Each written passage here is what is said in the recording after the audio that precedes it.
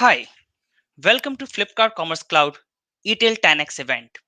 My name is Tanmay Srivastav from Flipkart Commerce Cloud, and I will be your host and moderator for the day. Good morning, good evening, and good afternoon to all the guests present here today from around the globe. But that is the beauty of a virtually connected world, that even though we are distributed across countries, all of us are present here together.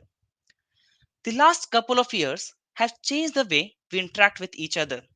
It has definitely changed the way our consumers interact with us.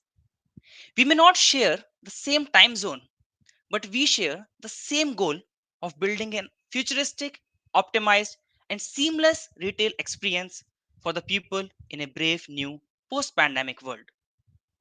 ETL 10x is all about converging your ideas into a common goal. Today, we have industry experts with decades of experience across strategy, technology, and execution who will be discussing how we can usher in the future of e-commerce in this constantly changing world.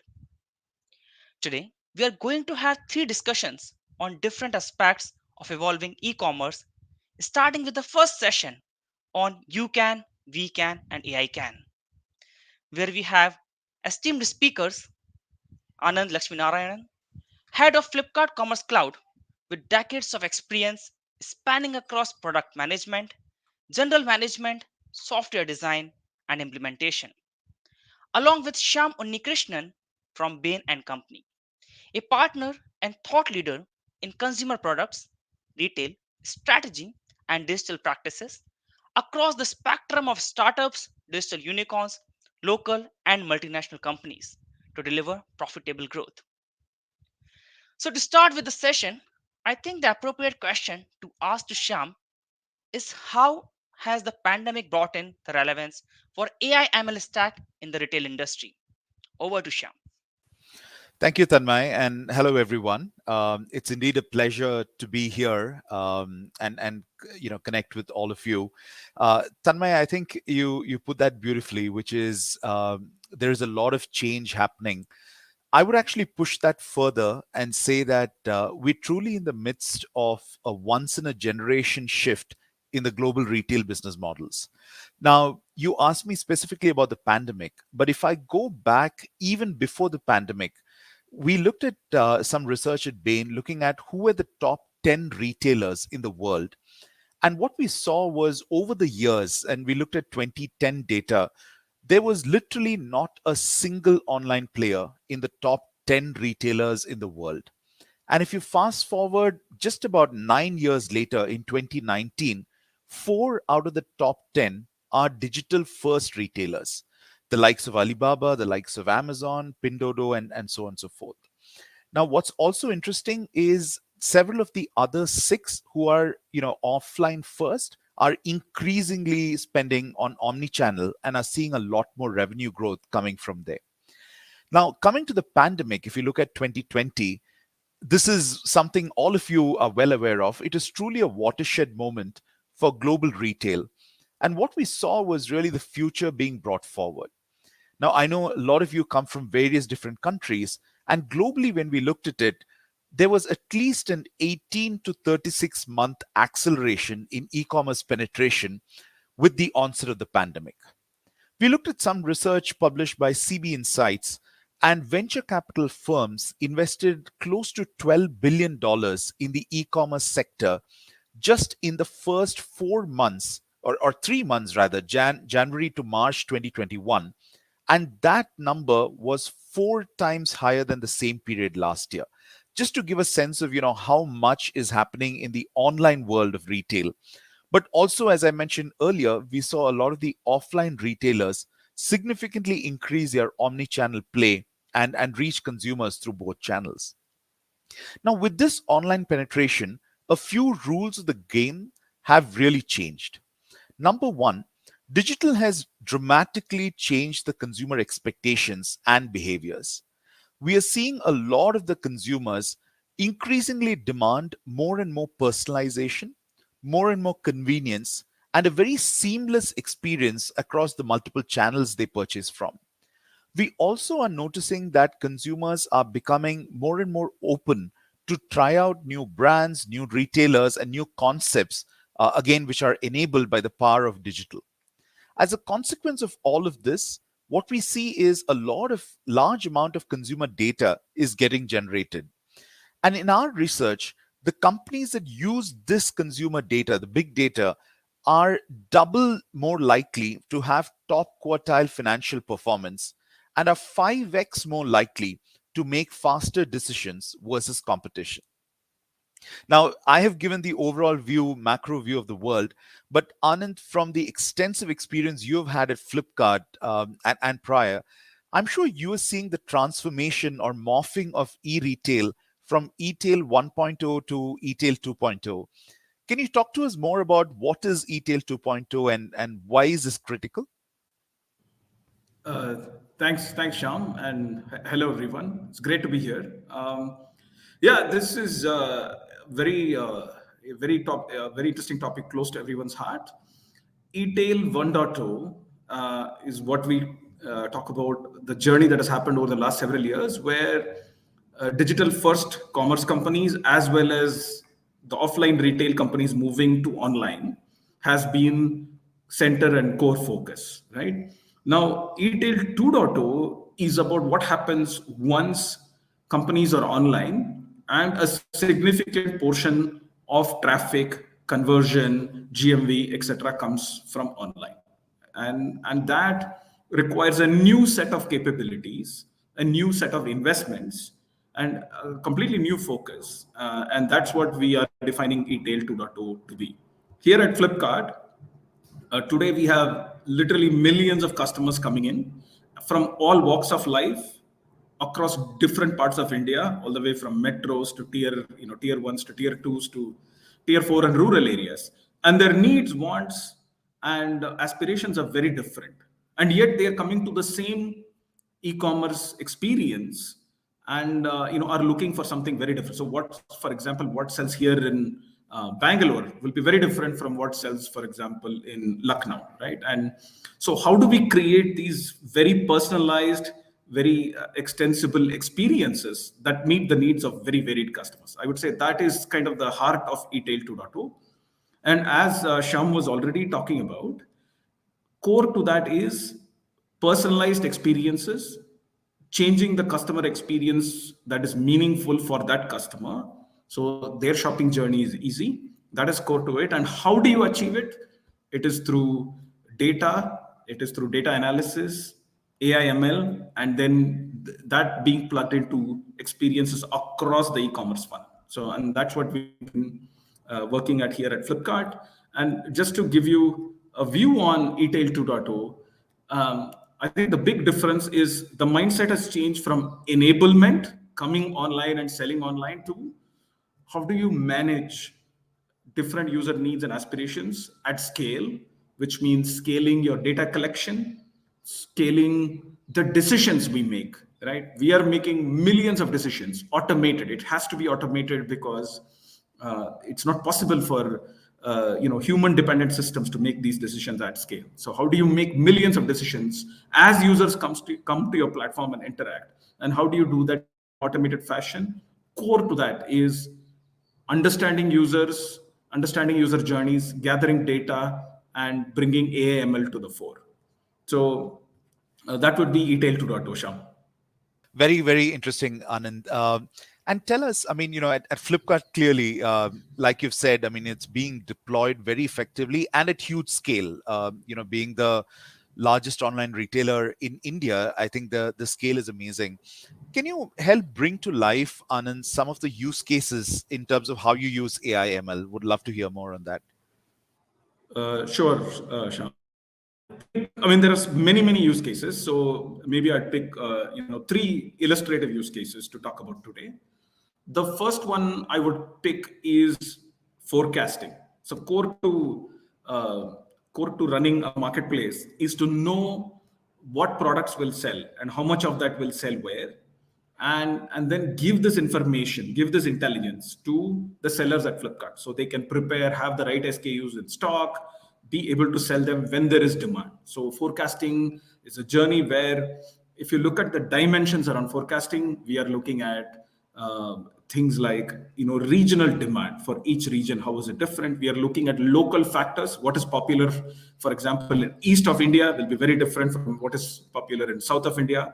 Brand affinities are different. For example, if it's summer and we are looking to purchase ACs, that the brands of ACs that are popular in North India are different from South India, right? So understanding these nuances and then predicting or forecasting how much of what products, for example, in AC, will you sell, and giving that information to our sellers so they can be prepared and be able to meet the needs of consumers in India. I think that is key. And you can imagine the various factors that influence that, including seasonality. For example, for clothes, it's fashion that changes during summer, during winter, as well as things like trending, products that are coming into trend. For example, celebrity fashion wear, toys and games that are seasonal in nature. All of these factors go in, and we are doing this forecasting for literally millions of products. And so, how do you do that at scale? How do you efficiently do it at scale? And that's one example where artificial intelligence comes into the forefront for forecasting. Another example I would take is fraud detection at scale. So a big part of doing business is also understanding customers very well and also sorting out core customer intents.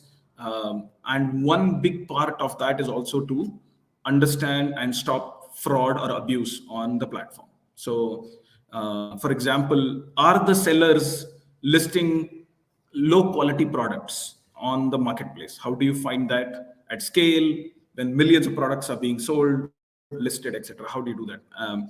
Are customers, having intent of frauding the system? For example, ordering products and then returning them, when maybe a different product instead, and so on. So we've seen very, very different types of frauds, including consumer fraud, seller fraud, sometimes fraud during the entire procurement and supply, etc. So doing this at scale requires deep understanding of the users, of the sellers, of the types of products that they buy, the access patterns, their browse behavior in Flipkart, payment methods, and so many other factors. So I think fraud is another big use case.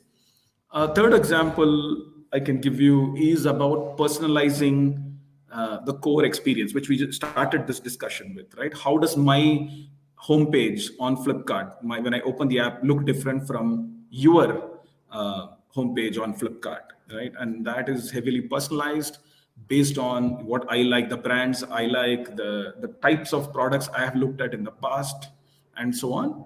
And how do you collect all of these signals and provide that experience across recommendations, across search, throwing up the relevant products differently for different users when they search, and so on? I think that's the third example. And the last example I'd like to throw in is advertising. So big part of getting the right products in front of our customers is also about making sure they are aware of the wide range of products in the platform, and choosing the right advertisement for the right consumer ensures that the consumer is interested in what we have to show and also finds it meaningful in their experience to click on the advertisement and then potentially research or learn or buy that product. So all of these are examples where just a tip of the iceberg on where AI/ML can be used to get the e-tail 2.0 manifested. Okay, I would say, going on that, I think we've talked quite a bit about Flipkart so far, but I know Bain has this wide global view of retail and how retail is evolving worldwide. So, Shyam, maybe you could also give us more of your learnings around how this is happening, not just in Flipkart but outside as well. Absolutely. Very happy to do that, Anand. And it's fascinating. I think once I've heard this at Flipkart, I think it was probably your CTO who was talking about this. And really challenging a large group of audience, saying open your Flipkart app and just compare what you see with the person next to you, and the two people would not no two people would see the exact same rendition of the first page on the app. Fascinating what opportunities these can throw up, and how you can uber personalize or hyper personalize the experience for each consumer. And as you rightly said, Anand, I mean, even when we look at our experience, having worked with several leading retailers across the globe, we see that a lot of the use cases you mentioned are very relevant, and retailers are actually able to reap a lot of benefits out of adopting some of the AIML. So let me talk about one or two examples, what you said in terms of use cases, how others are deploying it, and also talk about a few more that we've observed, in our experience working with multiple. Let me start with pricing, and you said that. We've worked with retailers online, offline, as we look at it. And what we see is, there is different version of pricing and how do they do, right? The classic is where you do a very static approach. You benchmark once in a certain frequency, use the data to inform, what should be a pricing strategy, where do you go, and all of that. Then we see companies that have actually adopted AI ML based price optimization. And what we see is essentially at an aggregate level. Now, each category behaves differently, but when we look at it, very soon, in a very short period, within the year of them having started to adopt, we see that there is a significant uplift in top line, because you're able to essentially focus the right promotions, the right pricing to the right individual at the right time. And we see easily a 3 to 5% uplift in a short period of time. And we also see an equal benefit on the other side in bottom line, about 3 to 5% uplift again there. And this is all the wasted promotions or the leaked promotion, which was absolutely unnecessary, where we have massively undercut the market. And that's margin kind of, money left on the table. And how do you kind of do that? And for some categories, especially like fashion and so on and so forth, we have seen, especially where there are lots of unbranded SKUs, the uplift is much more significant than what we just spoke about. The other angle, you spoke about ads, and we see this with omni-channel retailers doing it very effectively, because they tap into their first party data, which is actually a wealth of information, using either their loyalty base and all of that, and also tap into third party data. And they are able to hyper target the right consumers at the right consumption occasion, and in a very hyper personalized manner. And there are lots of great stories about how they do it right, and the extent of conversion, understandably, goes up significantly, right? So those were two examples to what you said, Anand, in terms of use cases. I'd like to share a few more use cases we have seen in terms of across the consumer journey. Let me start with assortment, and this is one of my favorites that I've essentially seen. In fact, this we've seen at Mintra, for example, right, which is a leading vertical fashion retailer, e-tailer. And what is fascinating is, if you look at the top 10 brands, 2 out of the 10 brands are actually AI generated designs. The first time I heard it, it was fascinating, to say the least, because there's a lot of talk about, how real is this, how practical is this, and where do you go? But consumers, of course, look at it as the standard brands in terms of what essentially happens. And the way it actually works is, there is a AIML engine that actually scans world over the top fashion portals, the top fashion magazines, and is able to really glean out what are the top designs that work. And to a very is it the animal print, is it the zebra print, what's working, is it the cuts, what is a cut that actually works, what is the in vogue fashion there, which colors are actually trending at this point of time. So pretty much you can imagine all of these inputs coming together, and the designer's job is pretty much a plug and play, a drag and drop.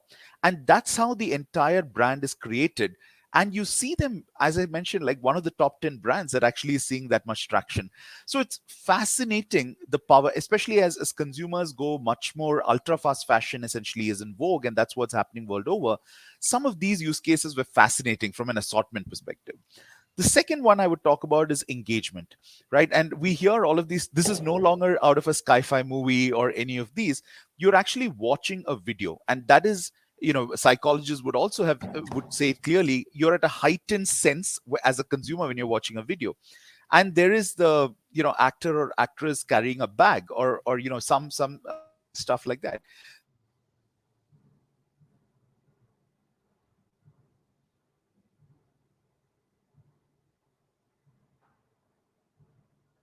you to buy those articles from several other places, which I thought was another fascinating one. A couple of others I would say, one is around review mining and the power of that. And I think that's an important one to call. One of the examples that someone was telling me about, this is a beauty brand that actually launched. And it was a pretty successful brand. They launched in a new country. And what they noticed was the ratings for them wasn't very high, right? The product was great. If you read through the reviews, everything was, generally about the product was great. But the one issue that was flagging was people said, so it was a beauty product, it said paraben free.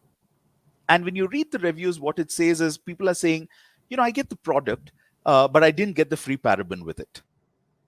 And that's amazing.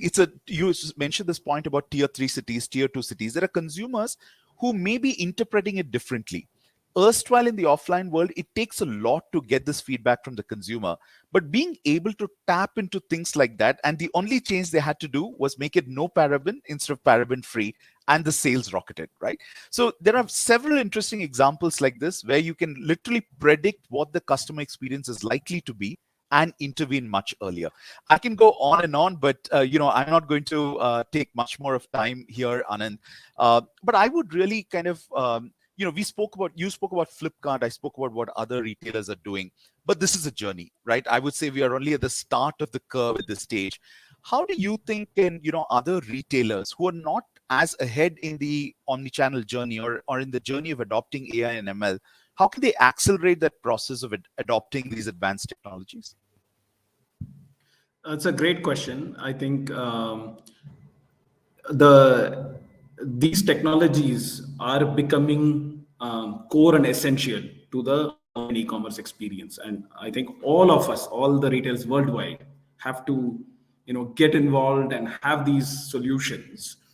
And the space is changing quite a bit from build versus buy, as well as the types of vendors. And let me talk about this with in a little bit more detail.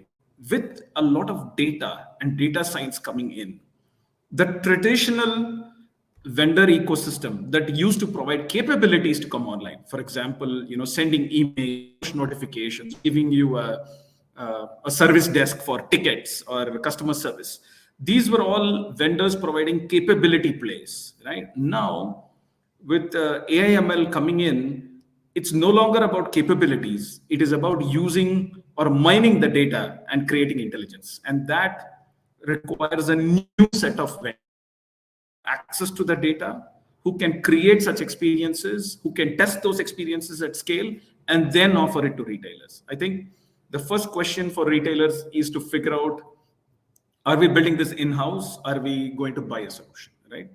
And then there are obviously pros and cons to each. It's about time to market, investments, all of that stuff, your strategic priorities, and how fast do you need to move, etc. On the other side, we also noticed here at Flipkart that there is a new age vendors who will enable retailers, who are fundamentally AI ML first. And we believe that some of the work we have done at Flipkart can be very useful to other retailers worldwide, right? And with this intent, we started a vendor solution for other retailers, and this initiative is called Flipkart Commerce Cloud, which is something I'm very passionate about, and I head it in Flipkart in addition to being part of the core consumer experience at Flipkart.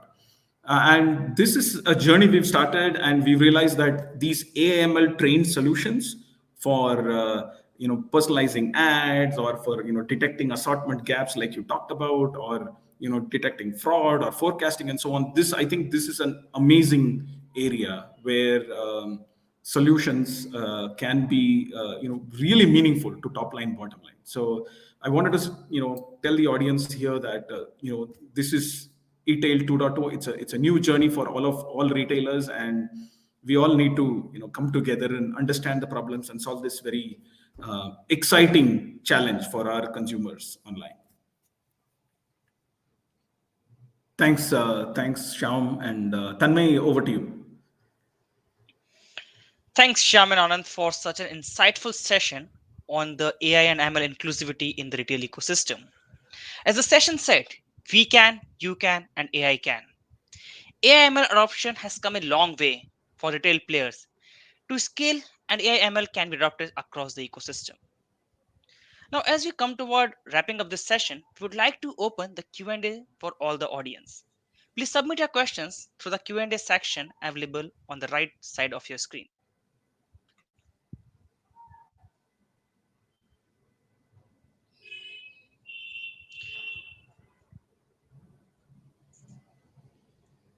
While we wait for questions, we do have one question. This question goes to both of you. How do you measure the success of using AI ML technologies? Uh, Let me take that. I think, and then Sham can add, of course. I think you measure the success of AML technologies the way we measure the success of anything else when we are in the marketplaces or retail business, right? And it's about really how are you able to drive more usage of the system, units, GMV, customers, the core top line, bottom line of retail. I think any AML solution or any solution is fundamentally a new aid to improve retail online. And so that's how we should measure it. Sham, your thoughts? Yeah, I agree, Anand. In fact, what I would say is let's be very clear that AIML is an enabler, right? I mean, I think the fundamentals of the business don't change, as Anand said. Is it giving us better top line? Is it giving us better bottom line? Most importantly, is it improving the customer experience overall? And if these critical outcomes for any foundational outcomes for a business move forward, you know that it's successful. So I think that's the fundamental thing. To the pre and post is what we always need to measure. All right. The next question we have is the amount of work that has gone into building the Flipkart AI ML capabilities is immense. Question for Anand and Shyam. How do you foresee omnichannel and offline stores leveraging data and AI in geographies like Africa? Anand, do you want to Um, take it, and I can follow you? sure, sure. I think the capabilities, what is required to have AI ML at scale. I think these capabilities are the next generation technology, and I think it will change the world across the board. It has changed the world here in India, it has changed the world in China, in the US, and so on. So I think it will also change the world in Africa. I don't see why it wouldn't be any different. In terms of omni-channel and offline, I think this is the journey that the offline and omni-channel companies, retailers today are already going through or will have to go through. The world is changing to be much more omni-channel than it was, say, 10 years ago. I think Sham started the session with that data point. And I think data collection and intelligence, what we talked about, has to span offline and online. There's data collected when users come into the offline store, when they browse, when they buy. All of that data is also new data points that get added to the AIML solution. Sham, your thoughts? Yeah, Anand, I think you said that well. And Atul, I think, if I'm understanding your question right, is it, when you classify geographies like Africa, if I look at it, I mean, the common question that used to come was, it is a data sparse market, right? Because I mean, the only reason I can see why Africa could be different than some others could be that certain pockets could be data sparse. And how would you kind of do it? I would say that, digital really has changed that, because, there is an immense amount of data that you're able to collect at, using several ways. All you need is internet enabled consumer.